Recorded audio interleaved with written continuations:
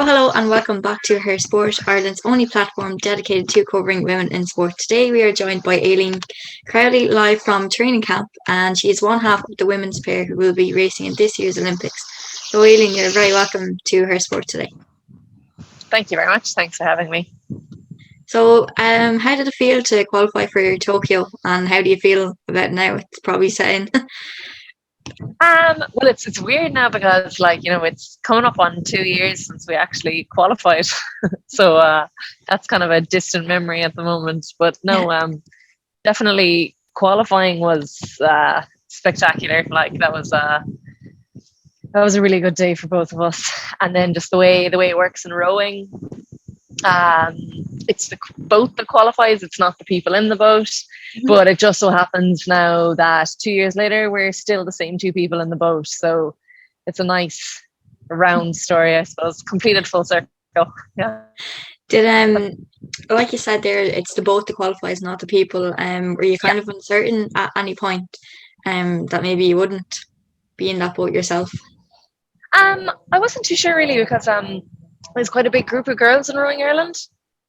So we had the project the whole along to qualify the four, and the four was qualified. So as soon as 6 of us were going, as soon as 6 seats were booked, I knew I was on the plane. So, well, I mean, you can't be sure. I was 99% sure I was good then. So yeah, I mean, there was obviously a little bit of doubt for a while. I mean, it wouldn't be normal if you didn't doubt yourself a little bit. So there was a little bit of doubt, but no, I was always quietly confident. So no, I'm happy now with where I am.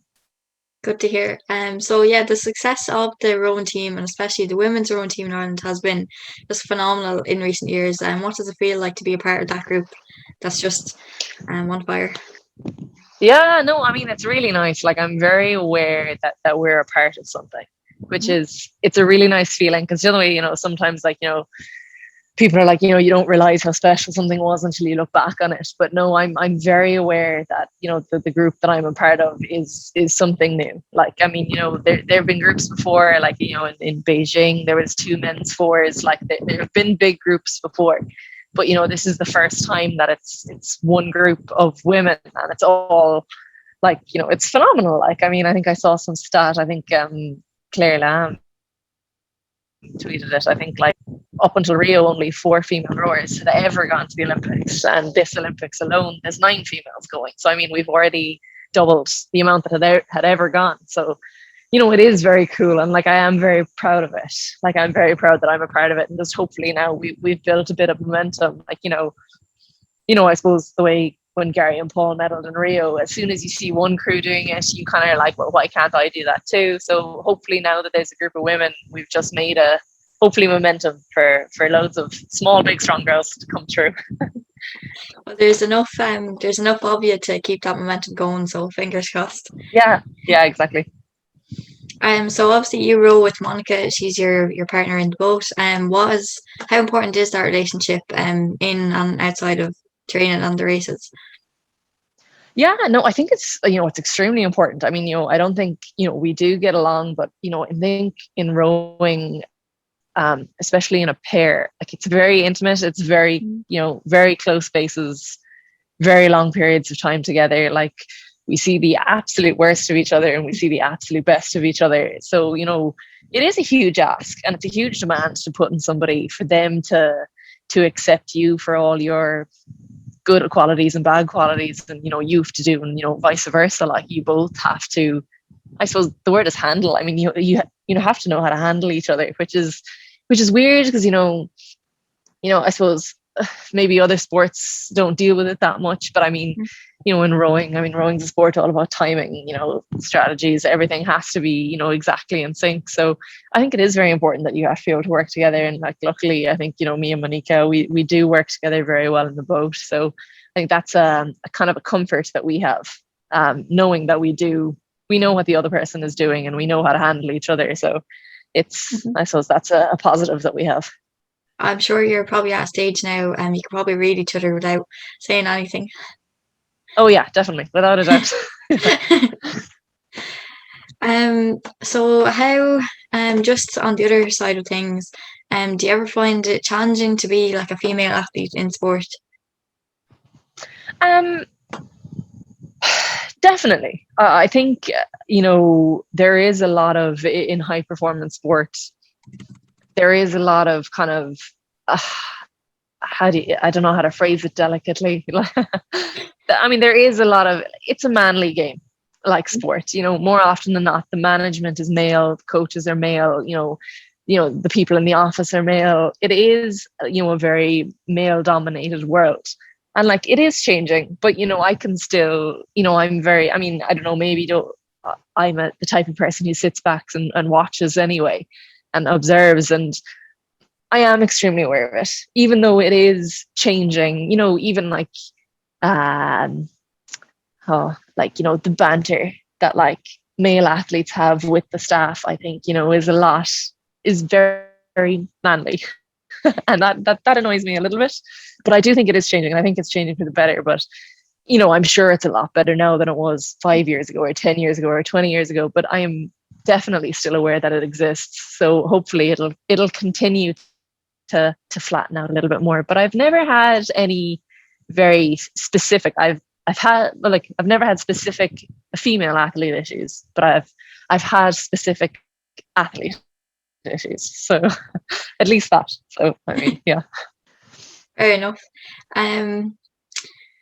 Sorry, what was the next question? Yeah, so what advice do you have if there's someone who maybe wants to get into rowing and has never tried it before, or even if they're already and they're like, I don't know if this is for me, what would you say to them? Yeah. I think rowing is a slow burning sport.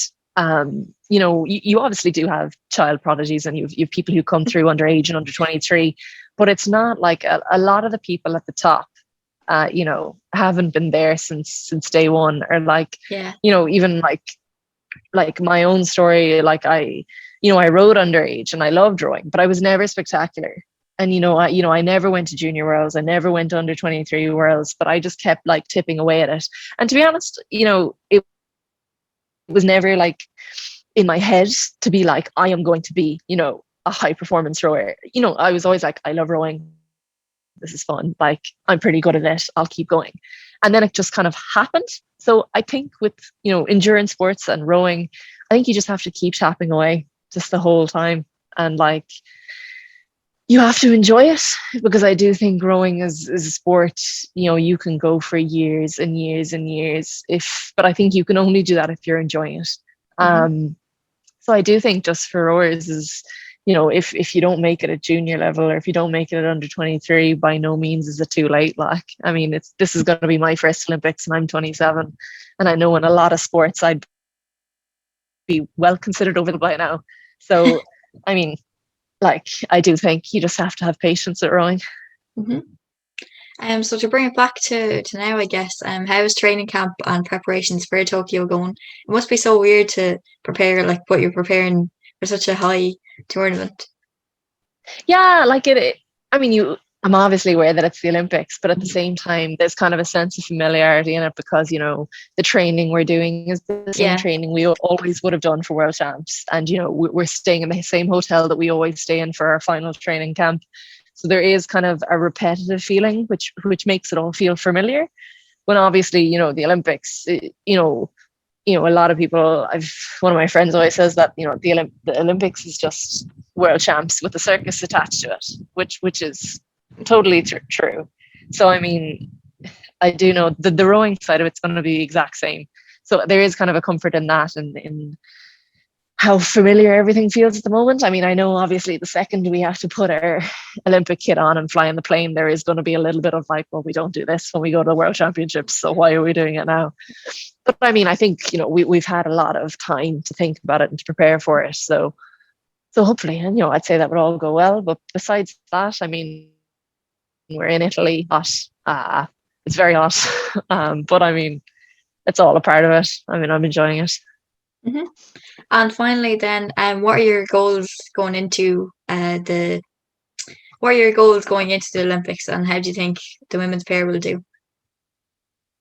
I don't know. That's a tough question. I mean, obviously, everybody will say, you train to win. I mean, if you're not training to win, why are you bothering? But I mean, just like every event in rowing, it's a extremely tight field. At the moment, myself and Monika, we're going to do our absolute best to get into the. Once you get into the final, anything can happen. I mean, as well with this Olympics, I think there's going to be a lot of just staying calm because there's going to be random. Hopefully there won't be COVID cases. There are going to be random things that happen that never happened before. So I think the main thing we have to do is stay calm. But as well, we obviously have a goal, and our goal at the end of the day is obviously to medal. So the first step in that is get ourselves into the A final. So that's the plan. So that's it for today. Thanks a million for joining us, and everyone at Her Sport wishes you the very best luck in the Olympics. Thank you very much.